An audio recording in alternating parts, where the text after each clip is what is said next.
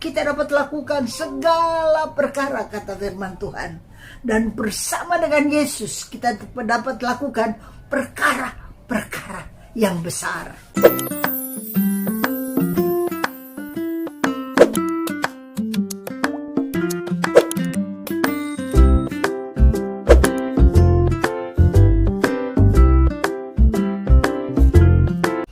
Kalau kita alami pandemi COVID-19 saat ini, belum hebat, kesulitannya memang banyak orang meninggal. Tapi pada saat itu yang dialami oleh Abraham, Bapak semua orang beriman, aduh kelaparannya hebat sekali, tidak ada makanan, bayangkan.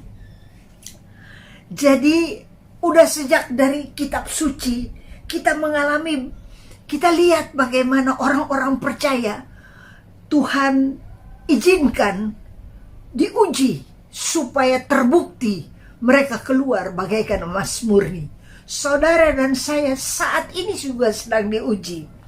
Nah, pada ayat 11 dikatakan, pada waktu mereka masuk ke Mesir, jadi Abram dan Sarai, berkatalah ia kepada Sarah istrinya, memang aku tahu bahwa engkau adalah seorang perempuan yang cantik parasnya.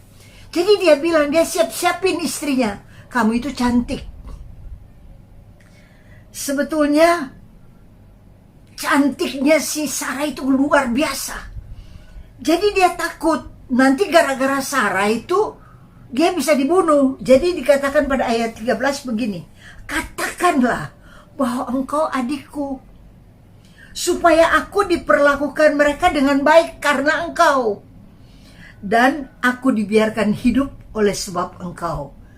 Ini ada suami bagaimana toh? Istrinya dia suruh bilang bahwa itu adik. Dan dia bilang sama Sarah, kamu ngaku kamu itu adikku. Dengan kata lain dia jual loh istrinya. Padahal nanti Abraham itu menjadi bapak orang beriman.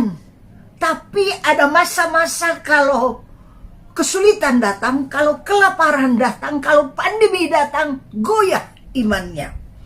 Wah, si Abraham ini dapat banyak. Dia dapat lembu, dia dapat sapi, dia dapat macam-macam. Dia dapat emas, dapat perak. Jadi rada matre loh dia, matre banget. Segala macam dia dapat. Jadi dia biarkan, dia bilang ini adikku. Tapi pada satu ketika Firaun ini lihat mereka bercumbu. Jadi pada ayat 19 Firaun berkata demikian, mengapa engkau katakan dia adikku, sehingga aku mengambilnya menjadi istriku? Sekarang inilah istrimu, ambillah dan pergilah. Jadi Firaun ini sudah ambil Sarah ini menjadi istrinya. Jadi sudah tidur bersama-sama. Dan dibiarkan sama Abram pada saat itu supaya dia bisa hidup dan dapat harta kekayaan banyak. Manusia itu suka terjerumus di dalam dosa. Pada saat dia takut, pada saat kesulitan datang, pada saat kelaparan datang, pada saat pandemi datang, bisa saja dia buat segala macam. Buktinya pada Abraham. Tapi Firaun ini berkata, nggak bisa, nanti malah petaka datang di negaraku, di negeriku. Ambil pulang nih istrimu, ambil pulang. Sekalipun saya sudah mengambil dia sebagai istri saya. Pada ayat 20, lalu Firaun memerintahkan beberapa orang untuk mengantarkan Abram pergi bersama-sama dengan istrinya dan segala kepunyaannya. Ini Firaun ini baik. Semua yang telah dia berikan kepada Abram ini, dia tidak ambil pulang. Dia tidak ambil kembali, tapi dia berikan semuanya. Ibu bapak saudara-saudara yang kekasih, saat ini kita mengalami pandemi. Berapa banyak keluarga goncang. Berapa banyak perusahaan goncang. Berapa banyak orang-orang karena penyakit goncang.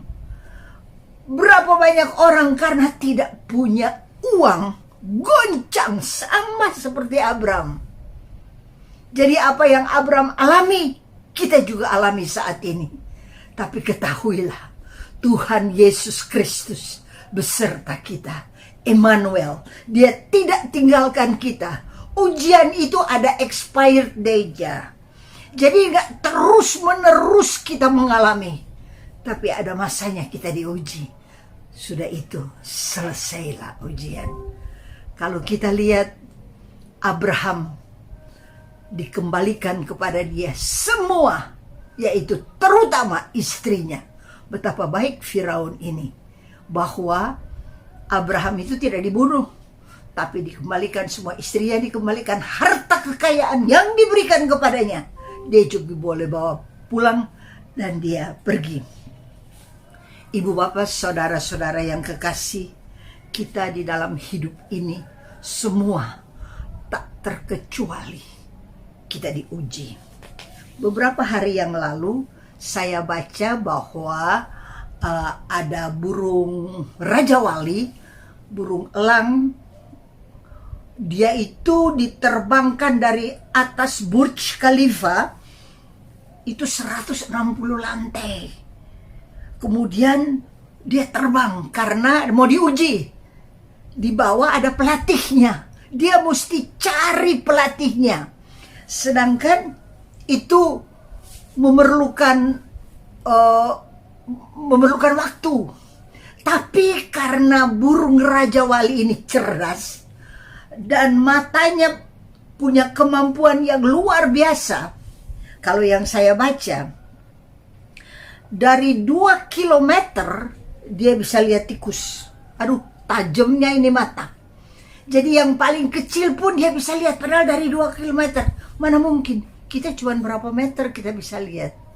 Saya bersyukur, ketika saya baca ini, Tuhan melihat hal yang paling kecil pun yang kita khawatirkan, hal yang paling kecil pun yang kita susahkan, Tuhan lihat. Dan pada waktunya dia berikan pertolongan. Kalau saja Raja Wali itu bisa terbang dari tempat yang tinggi, kemudian dia dapatkan pelatihnya, terbang. Kalau dia udah mau deket, dia udah ketemu pelatihnya ada di mana, dia satukan sayap, dia terjun secepat kayak mobil formula katanya.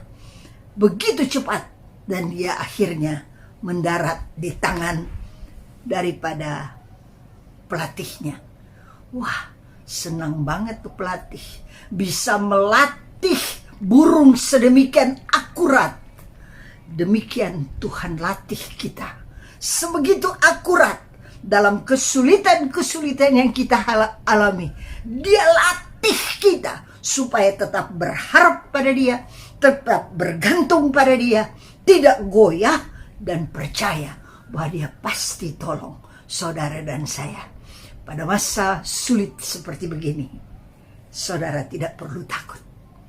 Allah Emmanuel, Tuhan beserta kita. Dia tahu kemampuan, dia tahu kesanggupan, dia berikan kepada kita pertolongan tepat pada waktunya. Dia tidak pernah terlambat.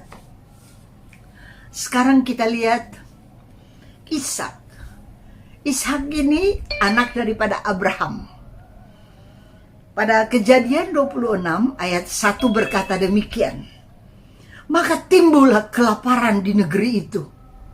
Ini bukan kelaparan yang pertama yang telah terjadi dalam zaman Abraham. Sebab itu Ishak pergi ke Gerar kepada Abimelek, raja orang Filistin.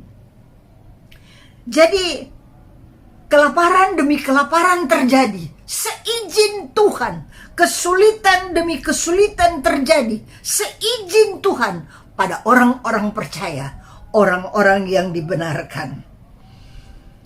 Pada ayat 3 Tuhan berkata demikian.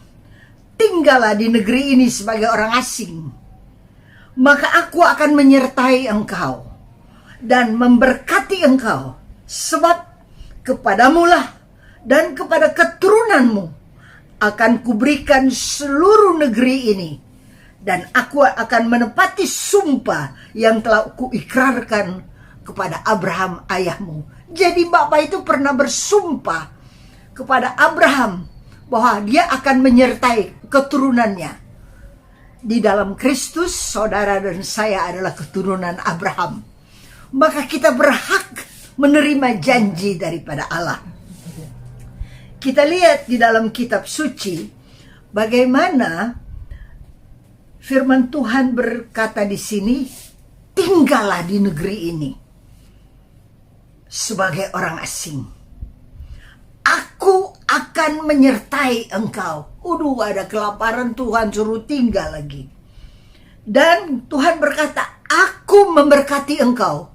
Dengar baik-baik, pada masa pandemi seperti ini, buka telingamu, dengar baik-baik, di mana Tuhan juga berkata, aku menyertai engkau. Aku memberkati engkau. Sesulit-sulitnya, sesusah-susahnya. Ini adalah firman Tuhan, janji daripada Allah, bahwa dia menyertai kita dan dia memberkati kita. Dan aku menepati janji, sumpah yang telah kuikrarkan kepada Abraham, ayahmu.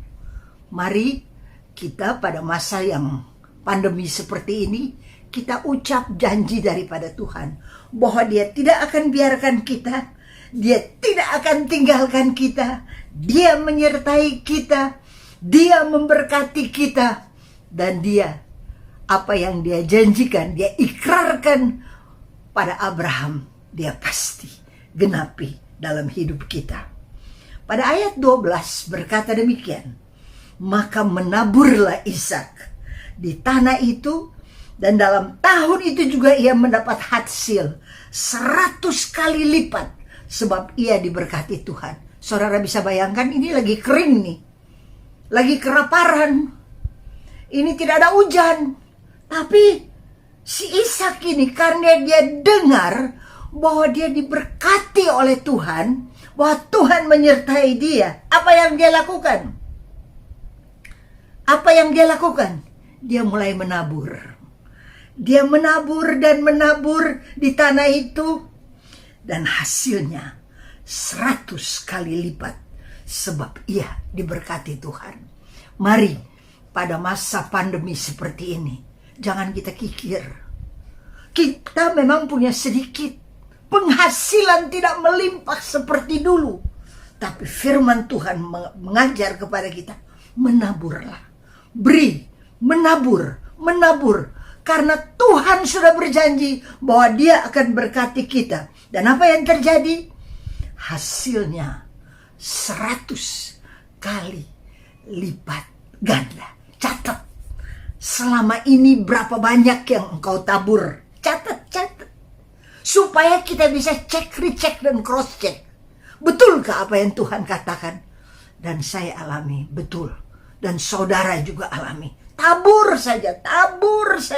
Kita tabur terus-menerus. Sebab Tuhan memberkati kita. Jangan kita lihat sedikitnya yang ada di tangan kita, tapi kita lihat banyaknya yang Tuhan berikan kepada kita. Dia sangat memberkati kita. Dia berikan kepada kita kesehatan. Dia berikan kepada kita kekuatan. Dia berikan kepada kita tenaga. Dia berikan kepada kita harapan. Dia berikan kepada kita kemampuan. Kita tabur saja, taburnya saja. Maka berkat Tuhan dapat kita sungguh rasakan yang tercurah pada kita. Dan bukan hanya kita yang diberkati, tapi orang yang di sekitar kita mengalami apa yang kita tabur. Mereka sungguh diberkati. Kata firman Tuhan di sini 100 kali lipat. Waduh, ini janji daripada Tuhan. Pegang baik-baik ini janji Tuhan. Karena dia tidak pernah berdusta dan dia tidak pernah berbohong. Pada ayat 18 firman Tuhan berkata demikian. Kemudian Ishak menggali kembali sumur-sumur yang telah digali di dalam zaman Abraham. ayahnya, dan yang telah ditutup oleh orang Filistin sesudah Abraham mati. Disebutkannya nama sumur-sumur itu menurut nama-nama yang telah diberikan oleh ayahnya. Saudara, dia gali kembali, dan apa yang terjadi? Dari sumur-sumur itu keluar air berbual-bual. Luar biasa. Saudara, jangan berhenti menggali. Kita menggali ide-ide yang Tuhan berikan kepada kita. Kita menggali semangat yang ada di dalam hidup kita. Jangan sampai kita putus asa. Gali terus. Mungkin udah nampak udah tertutup. Sudah tidak mungkin. Tapi gali. Dan kita lihat bahwa berbual-bual keluar. Limpah dan limpah keluar berkat Tuhan. Tuhan itu baik. Dia kalau uji kita hanya untuk sementara waktu, tidak untuk selama-lamanya. Kita dibiarkan. Nampaknya kita dibiarkan seperti masa pandemi ini. Berapa banyak kalau kita lewat toko-toko ditutup, tidak ada kegiatan. Berapa banyak kalau kita lihat orang berkata bahwa tidak ada pemasukan.